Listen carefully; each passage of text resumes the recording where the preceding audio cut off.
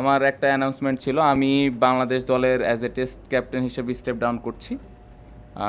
আমি টেস্ট ফরম্যাটে আর কন্টিনিউ করতে চাই না, এবং আমি একটা জিনিস একটু ক্লিয়ারলি সবাইকে মেসেজটা দিতে চাই, এটা কোনো পার্সোনাল কোনো কিছু না, ইটস টোটালি টিমের বেটারমেন্টের জন্যে এই ডিসিশানটা আমি নিয়েছি।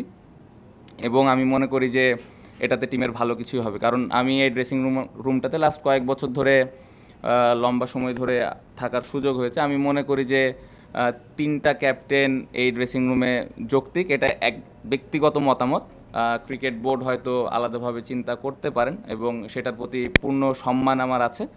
সো এটা আমার ব্যক্তিগত মতামত যে তিনটা ক্যাপ্টেন আসলে আমার মনে হয় যে টিমের জন্য একটু ডিফিকাল্ট হতে পারে। সো পুরাটা টিমের বেটারমেন্টের কারণে আমি এখান থেকে সরে আসছি। বাট যদি ক্রিকেট বোর্ড মনে করে যে আলাদা কোনো ক্যাপ্টেন বা তিনটা ক্যাপ্টেনই তারা রাখবে, সেটা একদমই টোটালি তাদের ডিসিশন। এবং আমি আশা করব যে এই জিনিসটা কেউ এরকম না মনে করে যে এটা আমি পার্সোনাল কোনো কিছু থেকে বা আমার মন খারাপ থেকে, রাগ থেকে এই জিনিসগুলো করেছি। এটা আমি ক্লিয়ার করলাম, এটা জাস্ট বিকজ অফ টিমের বেটারমেন্টের কারণে, এবং এখানে কোনো পার্সোনাল কোনো কিছু নেই।